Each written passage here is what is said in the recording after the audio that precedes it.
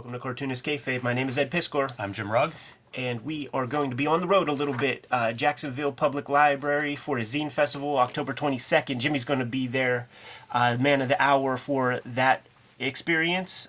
You may or may not have gone there, depending on when this video went live. Baltimore Comic-Con, October 28th through 30th, is the big one that Jimmy and I are preparing for. It's the birthplace of Cartoonist Kayfabe, the joint where I was working on Jimmy all weekend. Let's look through Wizard magazines on YouTube and see what happens, Jimmy. And voila, this is what happened. Tokyo Comic-Con, November 25th through 27th is going to be fly. I'm going to be out there, man, sharing a table with Jeff Darrow. Cannot wait to dig in the bins to see what the heck has made it onto Japanese shores. The Kayfabe-tober prompts for 2022 are pinned to our social media, our Instagrams and our Twitter accounts. Here's where we're at right now. More than 6,000 pieces have been tagged for Kayfabe-tober already, and you guys absolutely do not freaking disappoint. So fun to see every day. Some good prompts coming up too, man. The videos are brought to you by the books that we make, and Jimmy has Hulk Grand Design Monster of Madness out in the wild right now. It's going to get that Treasury Edition format in early 2023. Street Angel, Deadliest Girl Alive, trade paperback is back in print, man. So you got to make sure you get your hands on that. No excuse not to have it. And for my efforts of late, Red Room, The Antisocial Network, and Red Room Trigger Warnings are the latest comics that I have out in the wild. Murder on the Dark Web for Fun and Profit. And each of these books is self-contained. So try anyone out. If you dig it, grab another. Now that we're done paying those bills, man, the cottage industry herself, Peach MOMOKO, made her way into to New York Comic-Con to great fanfare. You could read about that stuff. But I got to thank Jim Mahfood for the hookup with Peach and Yo. Back when I was in Japan and stuff, got to know them because they were very impressed that I knew Pun P, the rapper dude that brought me out there, that I did the DVD cover for. She did a variant for issue 1 of both Red Rooms, as well as Jim Rugg. Grand Design. Hulk Grand Design. They made this Red Room comic freaking explode, and I'm super thankful. So I'm heading to Japan in November. There was always the plan to go out there, kick it with Peach and Yo, maybe do a shoot interview. We might do something ahead of time for the Kayfabe channel. That remains to be seen before I split out there.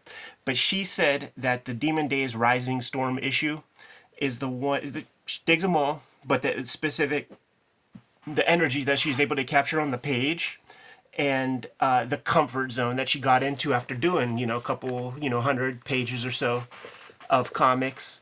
When she gets to this stage, she's in the zone. She's in the zone, and I think that it's very apparent.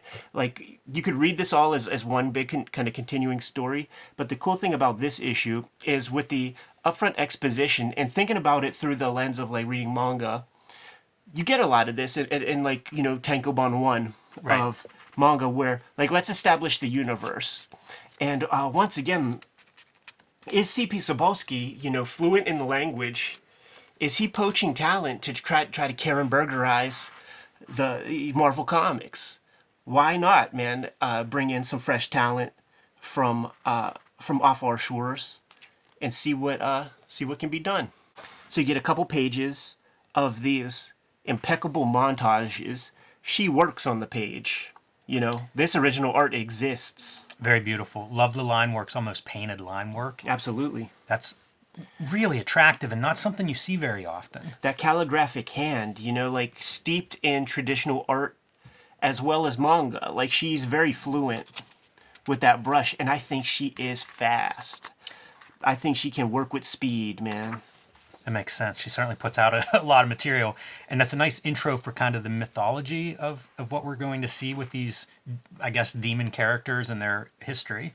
Isn't that a badass accessory to have on your costume? I'm working on a story right now where I'm using full color, and it takes place in a forest setting. So I've been really, like, as I've been looking through this, I'm like, oh, I'm gonna snap a pic of that and some other great like forest scenes, because it's traditional watercolor with the color, so you could see like what's being done. You get like a super light wash, and you build up, so put down that like yellow green in the background, cut in some bark of some trees far off in the distance, and then just like pull shapes closer and closer and closer as the paint becomes slightly more and more opaque. Yeah, there's a lot to like in this art. I am critical of color often. Yeah. And this is why, because this is beautiful color. Yeah. This is what you can do with color. And, the materials certainly help, but she knows what she's doing with color. Yeah, it's so clear. Here's your Logan in this universe, dude. Ogami. Yeah, very bizarre, like a reimagining of Marvel characters through this storyline. And as you would, if you're gonna bring people who are not acquainted with the material the way that we are here in the States, you have to let them, because you can't pay somebody enough to get up to speed with Wolverine. Read any comic book character's Wikipedia, and your head will explode. You'll have an aneurysm. My favorite one to read, by the way, is Apocalypse. If you guys are curious, go read his Wikipedia origin, and it really sounds like Fletcher Hanks meets Henry Darger. That's very well said. All those Marvel Universe profiles were like that too, where it was just so confusing. Yeah. So this is Mariko and Logan, Wolverine, Right. on the hunt for his sister. And when you see this image, does that not make so much fucking sense? Yeah, it's brilliant, and it's I said it a lot in interviews with Grand Design, like, how do you kind of make these characters new and fresh that have been around for 50, 60 years? To me, this is how you do it. It's kind of the coolest Storm ever, and it plays with tradition, like Claremont. Remember during that Jim Lee era, go through the Siege Perilous, when she comes back, she's like the little kid character for a while. Congrats to Peach for actually making Thor cool. It's a good pairing too, I think, with Storm and with Thor as being like two gods. Yeah, the god of thunder and the goddess of everything else that has to do with Makes weather. a lot of sense. Yeah, Almost too obvious. Because I don't know how much they interact in traditional Marvel comics, but it seems like, why wouldn't they have been stuck together a lot?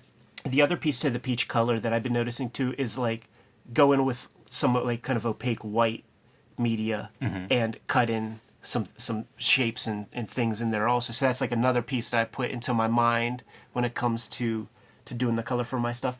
And what like this is just like a wisp of wind. Yeah, I guess so. It's a manifestation of Storm showing up, right? Yeah. I mean, it's the same color scheme as her, that little bit of gray and white around it. So, Right. Yeah, that's interesting too. I didn't think about that much, but I like how she draws this hair. That's another one of those pieces where it's like you've got line work, but you also have like black watercolor. Right.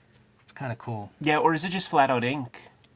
Yeah, it could be. Yeah, I'm Well, not sure. a lot of that Japanese ink, it's not that or maybe it is carb. It's not archival. It's not. It fails the spit test. You get that shit wet. We got our showdown between Mariko, Logan, Thor, and Baby Storm. They're gonna merchandise the hell out of this, man. This is gonna be a toy. It's a really good design. That's gonna be a plushie. But all of it's good, and her storytelling, like the actual comics, I think work really well, which Yeah. you don't always get with a cover artist. This is yeah. She's doing covers to make those ends, but she's a cartoonist through and through. Like, make no mistakes. And we said it on a previous episode that we recorded. Might as well say it again. I wonder if she's drawing this in the traditional way that she reads, and then it gets flipped, or do you do the initial sketches the way that you read, flip it, and then do the final version? That's going to be a question to ask. It's a great question because I'm curious about that. When I say cover artist too, like painting's another one that always doesn't translate. That's true. So to be able to get kind of a cartooniness in the paint, I that always impresses me. She builds her stories in that kind of McFarlane-ish visual way, like comes up with visual scenes and then weaves the story kind of around the moments that she creates. So all that other stuff is just buttressed with these initial ideas of like Thor, Storm, weather gods versus our more human characters. How does that work out? Great powers, like just using color with watercolor. That's like one thing that you got to figure out. But now you got to have special effects. A while back, man, we looked at that Zelda Viz collection from the Nintendo Power comics, and the watercolor and the color media in that with all the special effects. I mean, it's just, these are sights to behold. They're doing some very subtle things with their word balloons Yeah. where, like, it's not an even line. And I can't figure that out because it looks like it's digitally drawn, Yeah. the word balloon shapes. But they're doing something to make that line fluctuate a little bit. You know, you can kind of see these imperfections in it, which I really like. I think it's an effort to try to approximate the peach line. You know, like one of the things that we say often on the channel is it's not harshing on digital lettering. It's about the congruency of the font choice with the line art. And there's almost nothing you could do. Like, and the history of manga in America, it's like that one specific font that we've always seen in like the Viz comics and stuff. It's pretty traditional, but this is like what the letterer can do to kind of approximate her line. Smart choice. Yeah, I think so. Thoughtful, at least. Yeah. Man, this looks cool. It's so introducing the red in that jaw. The blood sword, man. Getting completely impressionistic. Get some wild shit. And look at sword is like not even tripping. It's so easy for her, and it looks like Thor's having like slightly harder time with it. Good sense of power as they collide. Excellent weight. Mm-hmm. You know, the balance of the figure is fantastic. You know, feels right. This is so hard, dude. Tosses the blood sword, which we knew in Ronin issue 1. You don't do that, right? Like, you know, the Jonin ain't supposed to throw the weapon, and just the storytelling of it is so great. Just whoosh. Storm gets it out of her jib with ease. It ain't no thing. Yeah, once something goes airborne, I feel like it's advantage Storm. There's a little dagger. Thor takes care of that shit to the point where he straight up concusses our girl. It's a hammer that nobody else but Thor can hold, and she catches it to the headpiece. Doesn't put her down. May make her angry, but it's good salesmanship on the character, right? That's a tough cookie. It is tough, and I like that there's like a bruise or something instantly on her head. Yeah, she's wearing that thing like a mark. Yeah, that's the thing. Like, Peach doesn't like lean so deep in traditional manga idiom with like big mouths, bulging eyeballs. She's reasonably rooted. This is interesting because that to me is her lettering. Yeah, for sure. So why is that her lettering, but like some of the other sound effects aren't? Yeah. Yeah, it's a good question. And also, what does this say? Is that some sort of like Thor, hammer, you know, Greek, Norse god language? Remember that, like, sometimes it would be a description of something. Like, this is the sound of hammer hitting skull. Yeah, a rock hitting bone. That's right. That's great. That's how I'm interpreting that. No nose, dude. Mm-hmm. Just kind of like, just a hint of it in color. And it's unclear if that was even chosen. Like, it's so subtle. It could have just been how the paint laid. Yeah, I was trying to figure out if you'd call that chibi, the storm treatment. Right. It looks like it in that panel. It doesn't always look like it, but in that panel, I feel like it does. We are gods, dude. Yeah. So this is their traditional, like, you know, they're just donning avatars in the human world. But when they're doing their thing, that's what they look like. What a two-page spread. That is the most godlike Storm has ever looked, also. Yeah, amazing two-page spread. I'm curious about the paper that she uses, because for all the work that is done in comics out there, I have some of that deleter paper. Like, I've visited mangaka at their exact studios, and I know exactly which deleter paper they use. And you watch Man-Ben, and you see those guys drawing on stuff. It's a step above bond paper. I'd be surprised if this isn't a watercolor paper because of the texture where the colors are. Yeah. And also, like you say, like that paper, I think you'd have a hard time putting watercolor on it.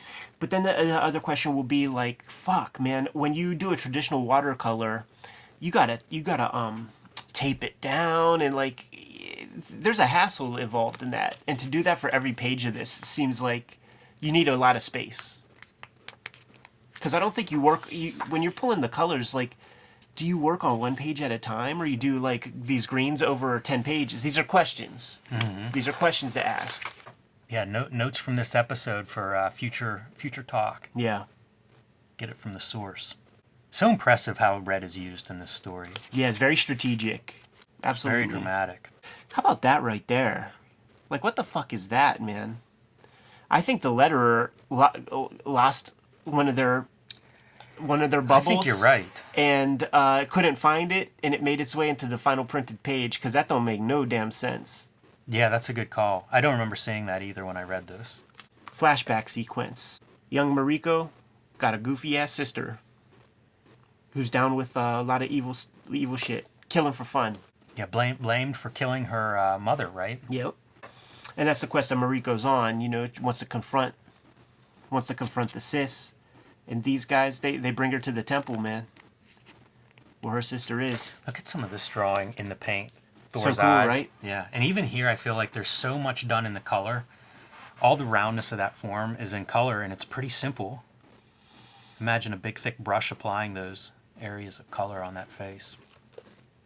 She got those round brushes and those super sharp watercolor brushes for all these different textures. There's so much to learn just staring at this work. I think more and more when I look at this stuff, or some of the artists that we talk to, about their styles and how important that is.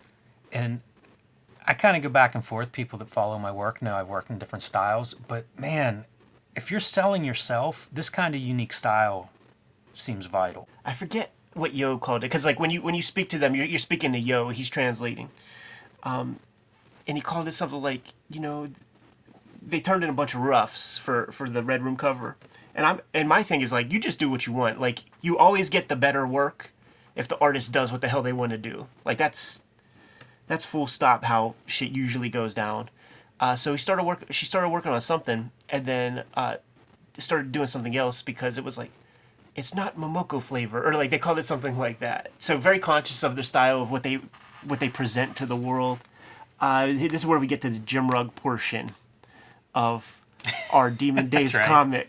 Because we have our little chibi guy with that Audi. Yes. You know, he's got the Audi. And how about that for Metamorphosis? We're about to unleash something. Hellbow. Spoiler. Smash. How cool is that, dude? Yeah, I was pretty excited to see that whenever I read this week. And because, you know, different cultures, he ain't wearing purple pants. You know, he ain't going to the discotheque. It's that little loincloth, man, that little E Honda joint. When this comes out, you gotta check out the next issue, right? There's your teaser, man. We might have to do a little more Peach Momoko on the channel. It's a crazy interpretation of the Hulk. Genius. Really like the body style. Very monstrous. Yeah, they established that god thing, and he's got that face. We've seen that kind of face. It's pretty fucking sick, man. So Peach Momoko, the cottage industry, Marvel Comics and elsewhere, cover artist of the day. Heck of a cartoonist as well, and the hope is to get a little time with the crew while we're out there. Go dig it for manga, see what the inspirations are, what got them into drawing, and maybe get a little bit more FaceTime and stuff on the Cartoonist Kayfabe YouTube channel, man. You know what else I like about this comic? Flipping through it, it isn't a bunch of talking heads. No, that's what I'm saying. She is, and also we looked at the Takashi Okazaki. Star Wars Visions. These are visual comics. Like these are comics that are put together by cartoonists who want to draw cool stuff, cool scenes, and it ain't about, you know, two heads talking. You know, there's always stuff going on, and it begins with the set piece, which for a superhero comic, for my money, that's what I'm looking for. Yeah, it's an interesting approach to comics. You know, and I don't know exactly what her process is, but what you just describes this comic really well. And I feel like that's an interesting approach to a visual medium, and it's not what's taught, and I don't hear it talked about very often. I don't think a lot of people work that way. It's usually shunned upon at this point, man, where like it's, you know, come up with this very rigid kind of structure. Once again, it's the advantage of one creator. Absolutely. Absolutely. It reads well, no confusion, and is always exciting. You know, like there was that Neil Gaiman, like what was it, 1492 or something, and you know you get the blind Native American Captain America or whatever, and that's one thing, man. But it falls into that rigid Marvel kind of structure. This is how you play. It's pretty radical. I wonder about other creators having this amount of freedom. Like, you got to kind of earn a spot. You got to be able to sell some stuff with your name if you're going to take these kinds of liberties, probably.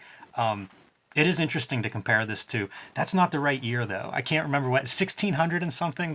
Yeah, who the hell knows? It's frustrating that stuff just comes and goes. Like, you'd think you're investing in a Neil Gaiman story. This will be in print forever. And it's like, good luck finding that thing now. Oh, totally. And he's done interviews since saying that, I've done comics for the money and it really never went that well.